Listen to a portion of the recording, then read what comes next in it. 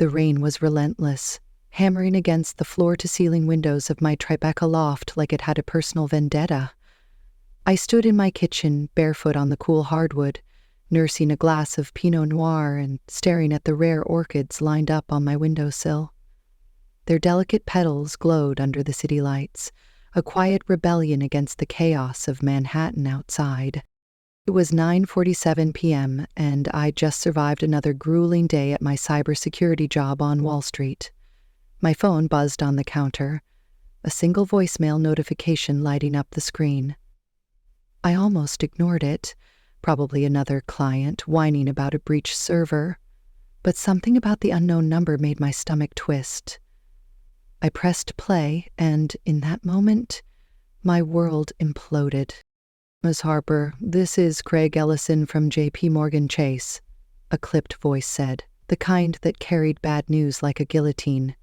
"Your $623,000 0 cents mortgage on the Highland Avenue property is 3 months in default. Foreclosure proceedings will begin unless we receive payment immediately. Please contact us at—" The glass slipped from my hand, shattering on the floor in a spray of red wine and jagged shards. My heart slammed against my ribs. Mortgage? Foreclosure? I didn't own a house. I'd rented this loft, a sleek, minimalist haven I'd carved out in the heart of Tribeca. My life was spreadsheets and firewalls, not real estate. I replayed the message, my fingers trembling so badly I nearly dropped the phone. The words didn't change. $623,000 0 cents. Highland Avenue. Default. Each one landed like a punch, stealing my breath. I sank onto a bar stool, glass crunching under my feet, and tried to think. A mistake, it had to be. Banks screwed up all the time, right? Mixed up names, transposed numbers. But my name was on that voicemail. Eleanor Harper, clear as day. Ellie, to everyone who knew me. I grabbed my laptop, logged into my credit report, and felt the room spin. My score, once a proud 750, had tanked to 520.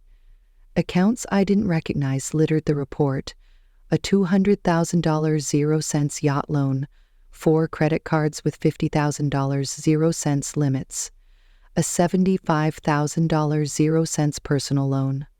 My identity had been hijacked, and whoever did it wasn't playing small.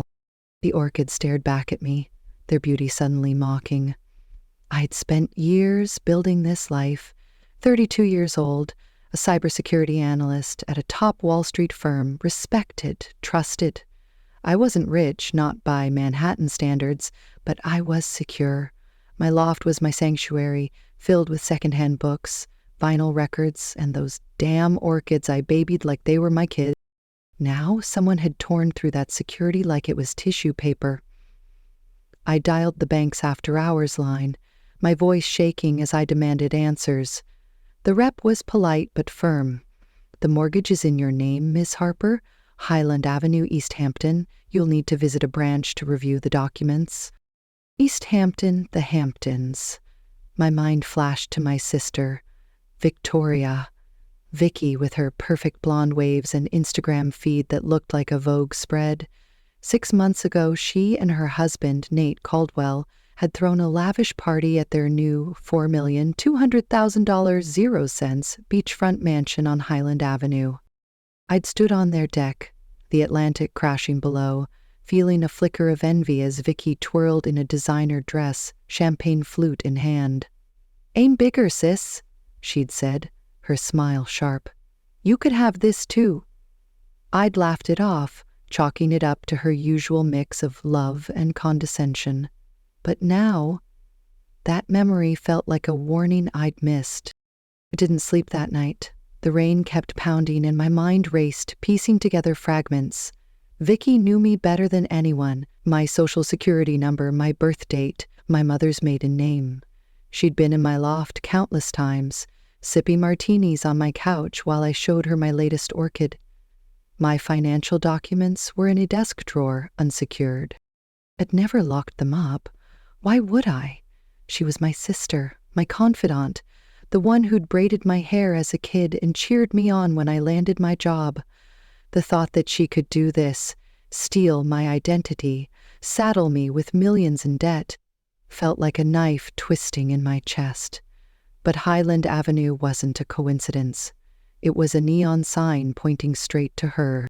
By morning, I was a wreck, running on coffee and adrenaline. I called in sick, a first in 3 years, and headed to the JP Morgan Chase branch in Midtown. The city was a blur of honking taxis and umbrellas, but I barely noticed. My sneakers squelched on the wet pavement, and I clutched my laptop bag like a lifeline. Inside the bank, Thomas Reed, the branch manager, greeted me with a practiced smile that faded when I explained the situation. He pulled a thick folder from a drawer and my stomach dropped. Page after page bore my name, my signature, or what looked like it. Loan applications, income verifications, a credit check boasting an 800 score and a $250,000 0-cent salary I'd never earned. The address glared up at me. 4872 Highland Avenue, East Hampton. Vicky's mansion. This is fraught, I said, my voice barely above a whisper.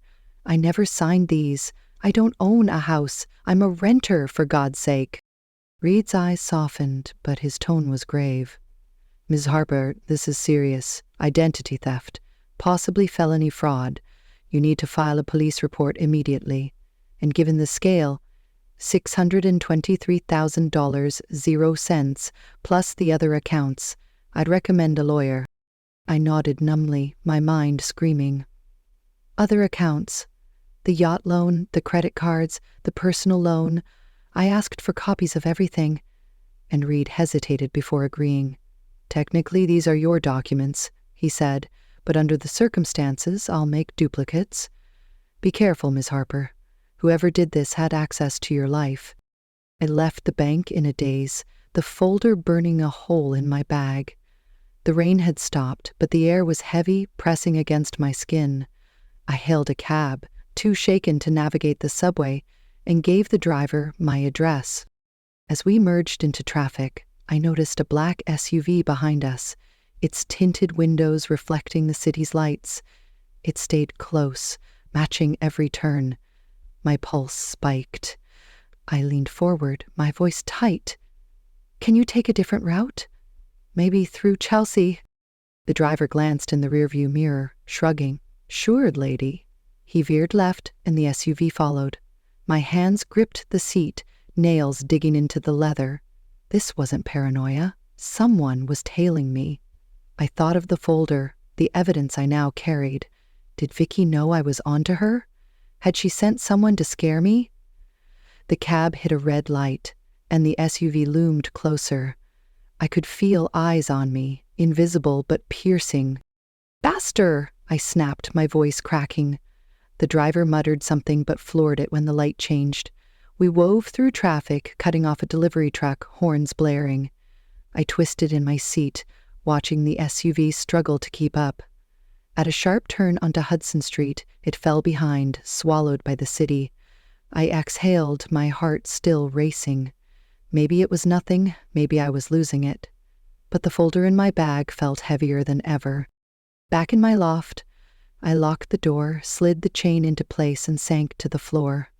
The orchids watched silently, their elegance a cruel contrast to my unraveling life. I opened the folder, spreading the documents across my coffee table.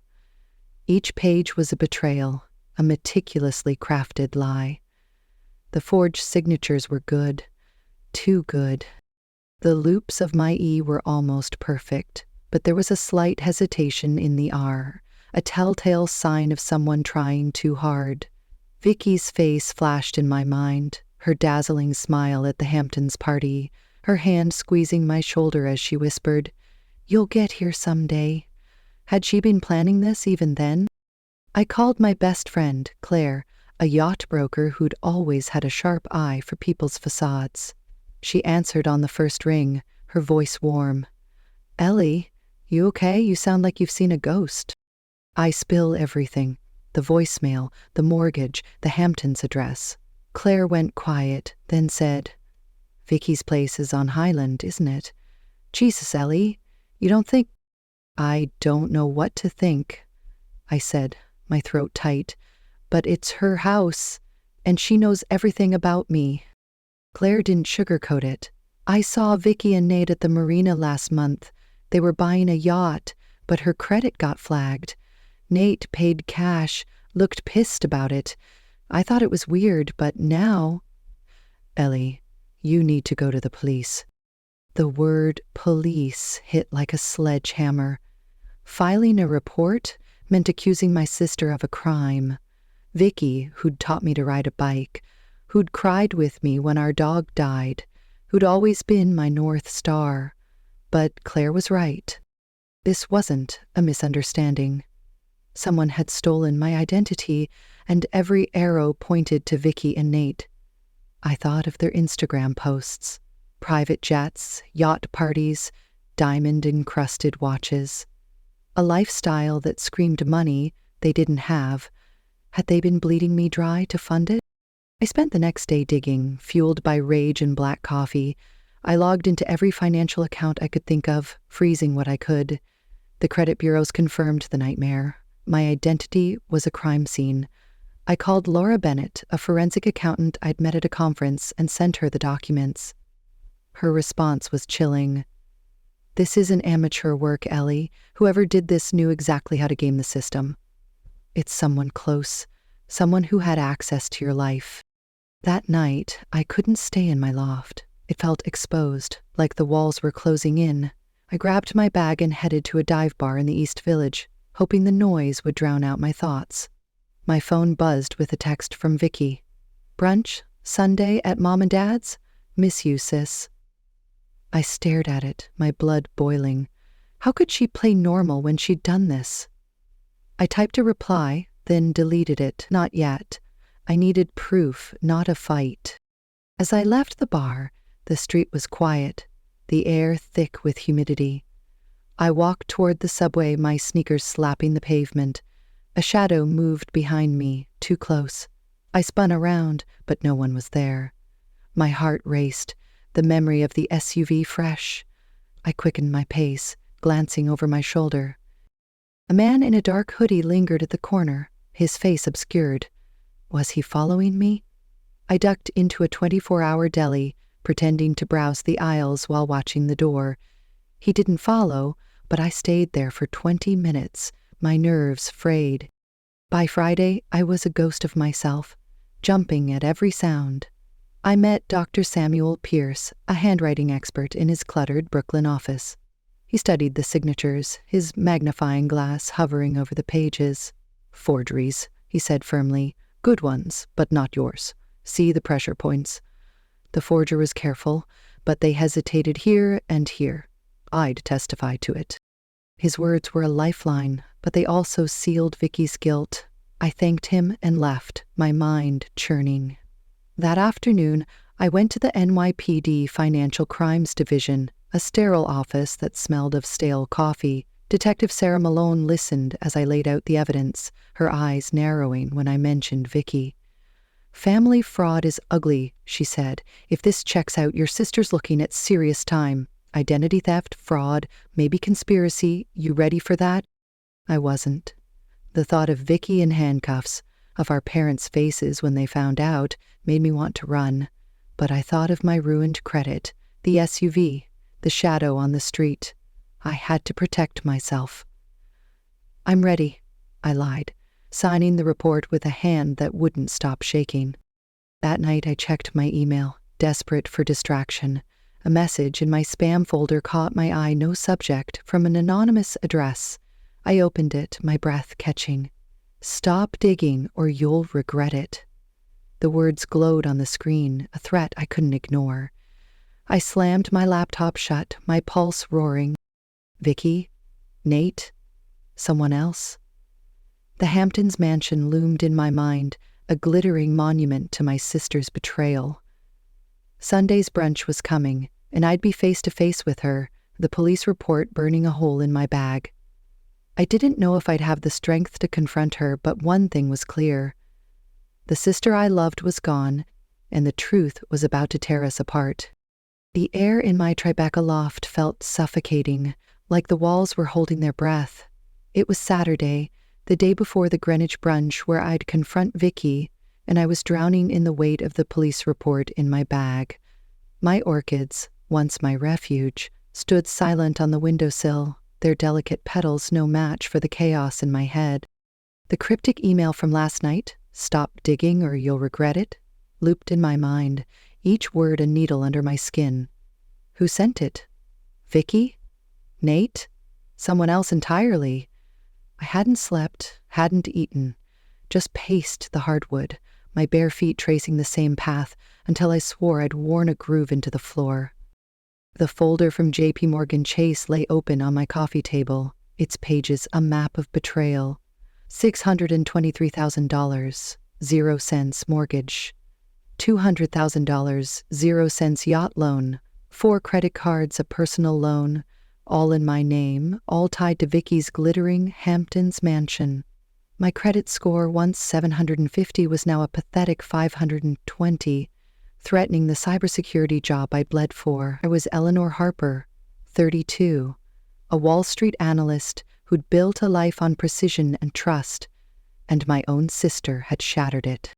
I checked my phone for the 100th time, hoping for an update from Detective Sarah Malone at the NYPD Financial Crimes Division. Nothing. Just Vicky's text from yesterday. "Brunch Sunday at Mom and Dad's? Miss you, sis."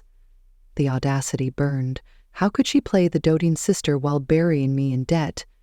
I wanted to scream, to call her and demand answers, but I held back.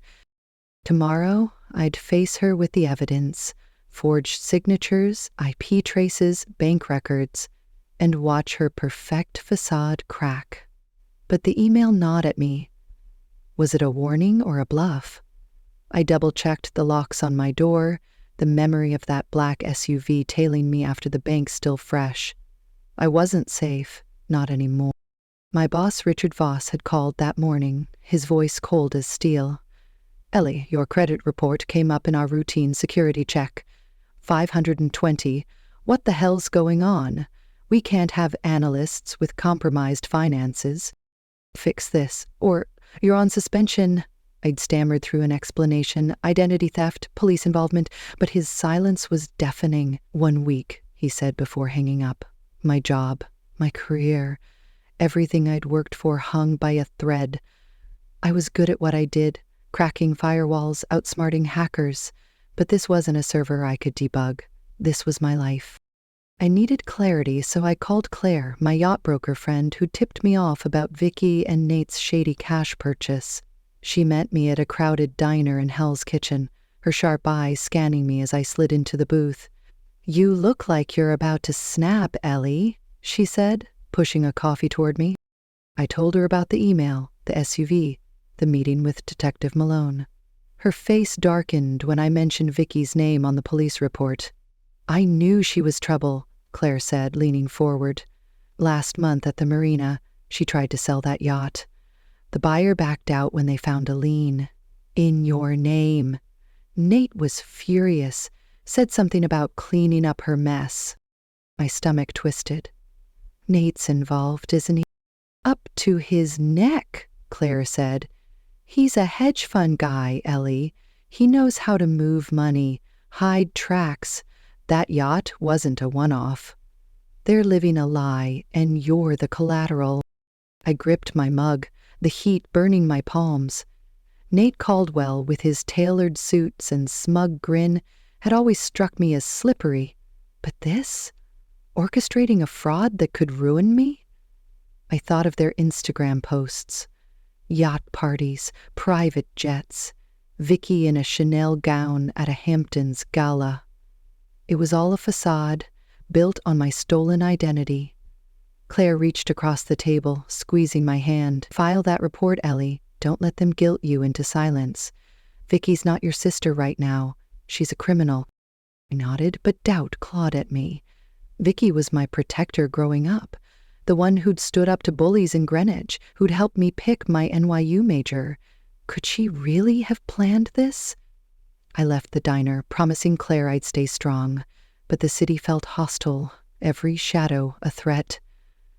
As I walked to my car, my phone buzzed with a blocked number. I hesitated, then answered, my voice sharp. "Who is this?" A low, distorted voice replied, "Back off, Harper, or you'll lose more than your credit." The line went dead.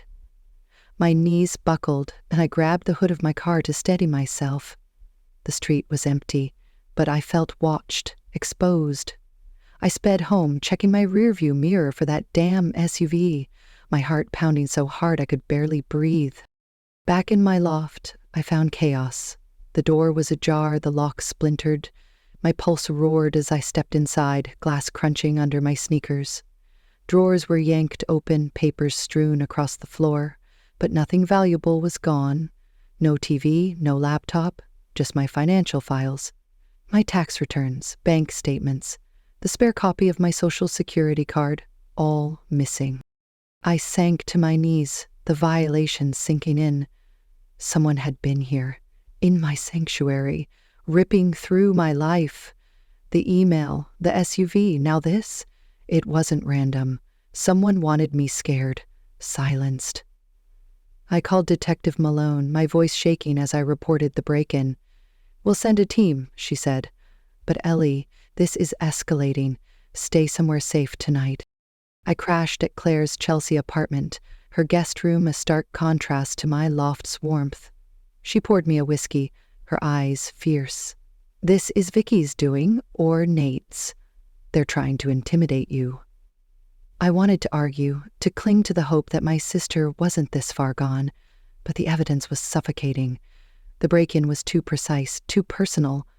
I barely slept, the whiskey sour in my stomach, the threat on my phone echoing. "You'll lose more than your credit." Sunday morning dawned gray and heavy, the Greenwich brunch looming like a guillotine. I dressed carefully, a navy blazer, white blouse, jeans, professional, composed, nothing like the wreck I felt inside. The police report was tucked in my bag, its weight a constant reminder. I drove to my parents' sprawling colonial in Greenwich, the familiar oak-lined streets stirring memories of happier times. Vicky and me racing bikes, Mom's Sunday roasts, Dad's bad golf stories. Now it felt like walking into a war zone. Vicky's white Range Rover was parked in the driveway, gleaming under the overcast sky. I'd seen her show it off months ago, claiming it was a bonus from a big sale. Another lie, probably bought with my credit. I gripped my bag, the folder inside like a loaded gun. Inside, the house smelled of Mom's rosemary focaccia, a cruel nod to normalcy. Dad was in his recliner, a glass of Merlot in hand, his smile fading when he saw my face. "Ellie, you okay? You look tense." "Just a long week," I said, forcing a smile. Mom hugged me, her perfume familiar but stifling. "You're early, sweetheart. Vicky's in the kitchen helping with dessert." I found Vicky at the counter, slicing a chocolate torte, her blonde hair perfect, her cream blouse pristine. She looked up, her smile dazzling. "Ellie, I was just telling Mom about this insane deal I closed. You should meet my client, Dr. Weston. He's hiring analysts, better benefits than your firm." Her casual confidence, her assumption that I'd play along, made my blood boil. She handed me a Cartier box. "A little gift," she said, winking. "You deserve something nice." I opened it, my hands shaking. A diamond-encrusted bracelet, worth thousands. My voice was ice. "Where'd you get the money for this, Vicky?" She laughed, brushing it off. "Oh, you know, business is good," but her eyes flickered, just for a second. Nate walked in, his polo shirt crisp, his smile tight. "Ellie, good to see you. How's the tech world?" I didn't answer, my gaze locked on Vicky. The room felt too small, the air too thick. Mom called us to the table, and we sat. The spread of focaccia, roasted chicken, and wine, a mockery of family unity. Dad poured me a glass, his eyes searching mine. "You're quiet, kiddo. Everything all right?" Before I could respond, my phone buzzed under the table. Another blocked number. I silenced it, but my hands trembled. Vicky noticed, her smile faltering. "Work stress?" she asked, her tone too sweet. I wanted to throw the police report in her face, but Mom's laughter and Dad's chatter held me back. Then Dad clutched his chest, his face paling. "James?" Mom's voice was sharp, panicked. He waved her off, but his breathing was shallow, his hand shaking as he reached for water. "Dad, are you okay?" I rushed to his side, my heart in my throat. Vicky was there too, her face a mask of concern, but I saw the calculation in her eyes. Was she playing this moment too? Mom called 911 and the paramedics arrived, diagnosing a stress-induced panic attack, not a heart attack. But the scare left us all raw. Vicky squeezed my hand, whispering, "You'll be fine, Ellie. We're family." I pulled away, her touch burning. With Dad resting upstairs, Mom insisted we finish brunch, her voice brittle. I couldn't wait any longer. I reached for my bag, my fingers brushing the folder. "There's something we need to talk about," I said, my voice steady despite the storm inside. Vicky's eyes narrowed, but she kept smiling. Nate shifted in his seat, his knuckles white. Mom looked confused. "What's wrong, honey?" I pulled out the police report, my heart pounding so loud I thought it'd burst. "This," I said, sliding it across the table. "A police report for identity theft and fraud. Someone took out a $623,000 0-cents mortgage in my name for your Hamptons mansion, Vicky, along with a yacht loan, credit cards, a personal loan, all fraudulent. My credit's destroyed, and it all points to you." The room froze. Mom gasped, her hand flying to her mouth. Dad, still weak, stared from the doorway. Vicky's smile vanished, her face pale as porcelain. "What are you talking about?" she said, her voice high, brittle. "This is insane, Ellie. A bank error, obviously."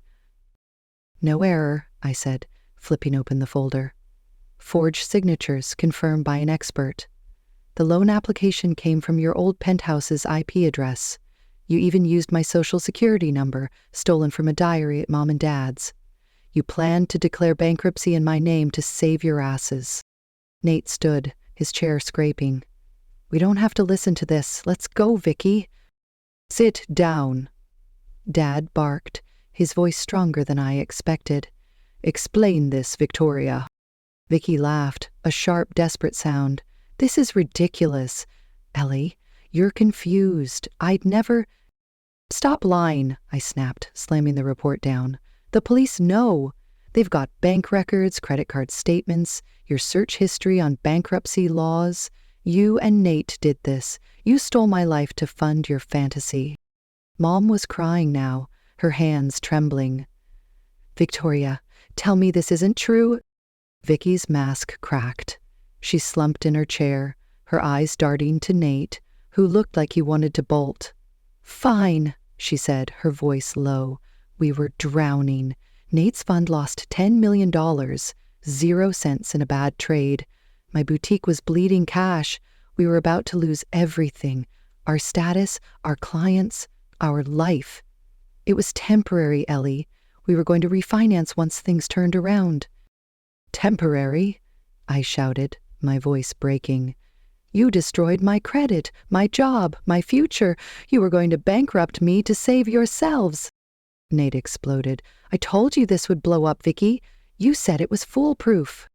"You went along with it," she shot back, her eyes blazing. "You're the one who knew how to fake the applications." "Enough," Dad roared, his face red. "You stole from your sister. You lied to us all. Get out of my house." Vicky's eyes filled with tears, but I couldn't tell if they were real. "Dad, please. We were desperate. You don't know what it's like to lose everything you've built." "You think I don't know loss?" I said, my voice shaking. "You called my life pathetic, Vicky, but you're the one who's pathetic, stealing from me to play rich. You didn't just take my money. You took my trust." Mom sobbed. "How could you, Victoria? We've raised you better." Vicky's defiance flared. "Better? You raised us to settle, Mom, to be happy with your little Greenwich life. I wanted more. I deserved more. Ellie wasn't even using her credit for anything worthwhile." Her words were a slap, cutting deeper than I expected. Nate grabbed her arm. "We're leaving. This isn't over, Ellie." His eyes locked on mine, a threat I felt in my bones. As they stormed out, I heard Vicky whisper to him, "Plan B." The words sent a chill down my spine. What the hell was Plan B? The house was silent except for Mom's quiet sobs. Dad sat heavily, his hands shaking. "I'm sorry, Ellie," he said, his voice breaking. "I didn't see this in her." "None of us did," I said, reaching for his hand. But the betrayal was a wound that wouldn't close. I drove home, the folder still in my bag, my mind replaying Vicky's words, Nate's threat, that whispered Plan B.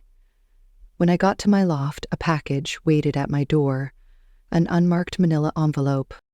Inside was a leather-bound diary, Vicky's handwriting on every page. I flipped it open, my heart stopping at an entry from last year. "Ellie's credit is perfect, she'll never notice. It's the only way to save us." Pages later, another entry. "Nate says there's a bigger play. Offshore accounts. If this fails, we disappear." I dropped the diary, my hands shaking. Offshore accounts? Disappear? The break-in, the SUV, the threatening call? It wasn't just about scaring me. They were planning something bigger, and I was in deeper than I realized. I called Detective Malone, my voice urgent. "I found something. Vicky's diary. It mentions offshore accounts. A bigger plan." "Get it to me tomorrow," she said. "And Ellie, don't stay alone tonight. This is bigger than we thought." I didn't sleep. I sat on my couch, the diary in my lap, the orchids watching like silent witnesses. Tomorrow I'd hand over the evidence, but the questions burned. What was Plan B? Who else was involved? And could I ever rebuild the family Vicky had shattered? The fight wasn't over, but I was done being a victim. I'd face whatever came next, and I'd win.